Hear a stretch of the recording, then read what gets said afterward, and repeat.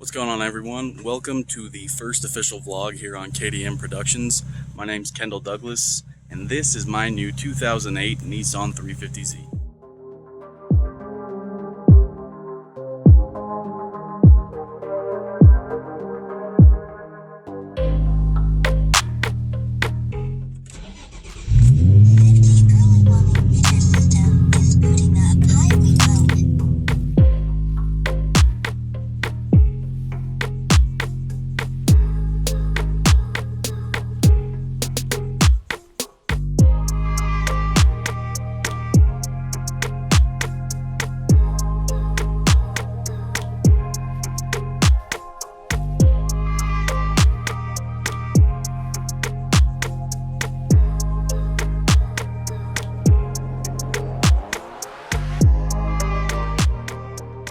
Okay, let's go on a little cruise. I'm going to talk a little bit about why I like the 350Z as a platform, the process of me actually looking for a 350Z and then finally buying one, and then my overall feelings towards the car so far after owning it for a couple months. So.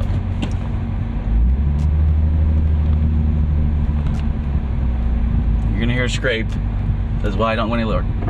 Yeah, just a little bit. That's why I don't go any lower. I scrape just pulling in to the driveway at my parents' house into the garage. Alright, so why do I like the Nissan 350Z? So the first thing I can think of was Need for Speed Underground 2. And I don't remember exactly when that came out, but the 350Z came out in 2003. And I remember this was one of the top of the line cars in Need for Speed Underground 2. And I just loved the way the car looked. It had really good body lines. I really liked the look of the tail lights. It was really aggressive. When the car was lowered, you had some nice wheels on it. It just really looked good, and I personally really liked the sound of the VQ motor.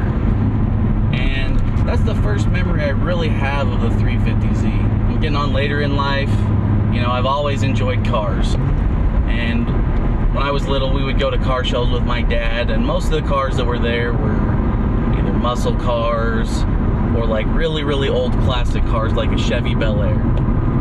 And I've always enjoyed those, but I really never got into tuner cars until later in life because they just weren't really around. Every now and then you'd see somebody who had a tuner car, but it was really rare. Like, you go to these car shows, and like the one in Logan, Utah, and when I was a kid there was only 2 or 3 tuner cars that would even be there in a show of hundreds of cars. Most of them, like I said, were muscle cars or classic cars. And so I didn't really have a ton of exposure to tuner cars. But then, you know, Fast and the Furious movies came out, and I think that's what got a lot of people into tuner cars, because you saw these cars that were little small Japanese cars that could put out a ton of power, that were fast, that had an insane sound with the turbo on them, and a good sounding exhaust. So fast forward a little bit farther, now I'm in my 20s, right? And I'm starting to look to buy a car that I'm going to enjoy more than just having a car that's a daily driver to just get to work. And, you know, you get on YouTube and whatnot, and you can look for different cars. And one of the cars that I gravitated towards was the 350Z. You know, you hop on YouTube, you can see guys like Adam LZ going out and drifting his Z, or guys like Fresh Kicks, you know, who just build absolute Lambo killers. You know, super fast, super fun to watch, great sound. And that's kind of what pulled me back into the Z world. And so I was the only one in my friend group who really didn't have a car that was more than just a daily driver. I just had a Nissan Sentra. So, you know, it's just a get around town kind of car.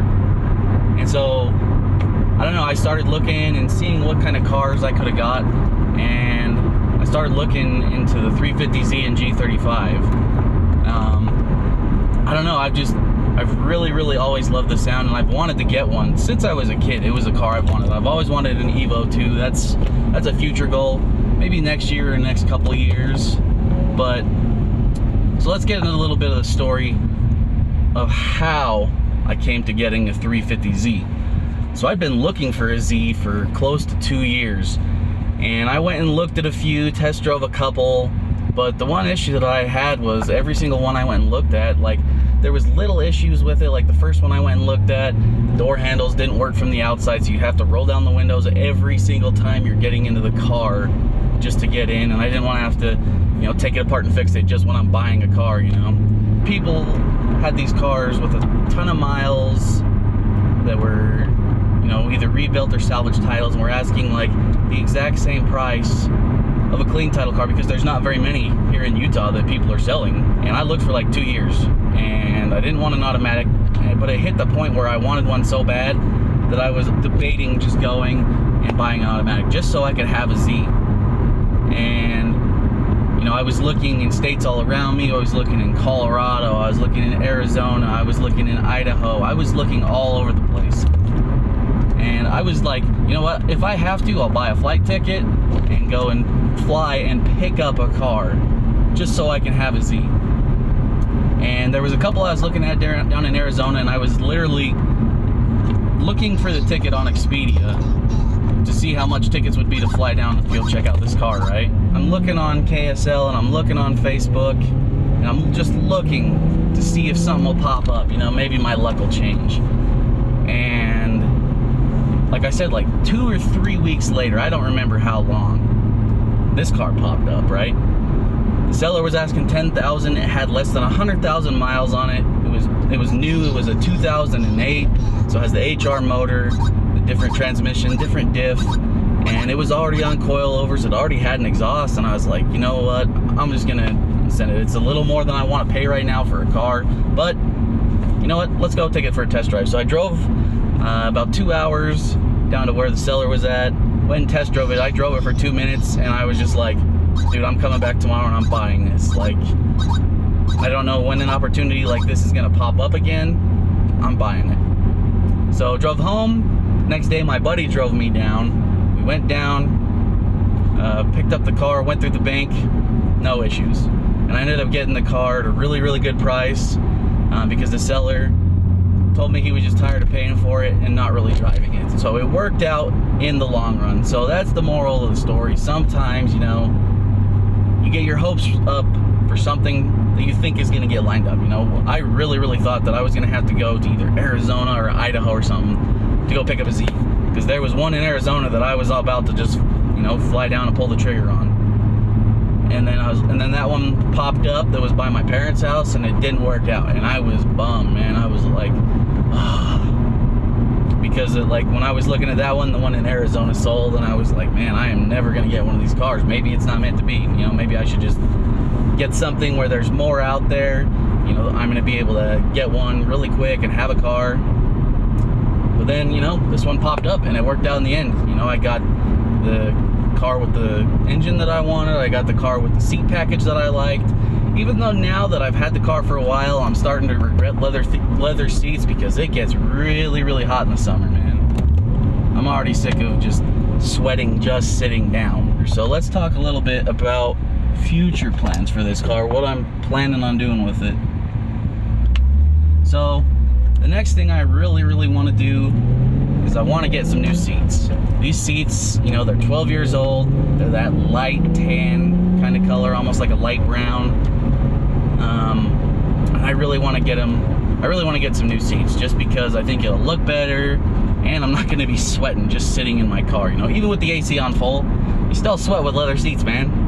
And this is my first car with leather seats. I didn't think about that. So seats is going to be one thing. Another thing is going to be wheels. I really, really want to get a new set of wheels. I got another video coming out where I, you know, take my wheels off, go through the whole process of sanding them, priming them, prepping them, painting them, and they actually came out really good. That video will be coming out in a couple days. And I like the results. I think it looks a lot better. It makes the car look more aggressive. But at the same time, it's not custom wheels. They're still stock wheels. And so we got a new exhaust coming up. That video will be posted in a couple weeks. Getting the single exit put on instead of the ISR blast pipes. I do love the sound of the ISR blast pipes. They sound great. A little bit raspy on my car, around like 3,500, 4,000. So I'm gonna go with a single exit, because I think it'll get rid of a lot of the rasp. And I personally think that the single exit big Canon exhaust looks better on the rear end of a Z. That's just my personal opinion. So that's all I can really think about that I really want to cover in this video. Stay tuned for more content. We're going to be uploading some more content, whether it's at the Z or one of some of my friends' cars, some work we're doing on their cars. If you love cars, stay tuned for more. So thanks for watching. See you again in the next video. Have a good day.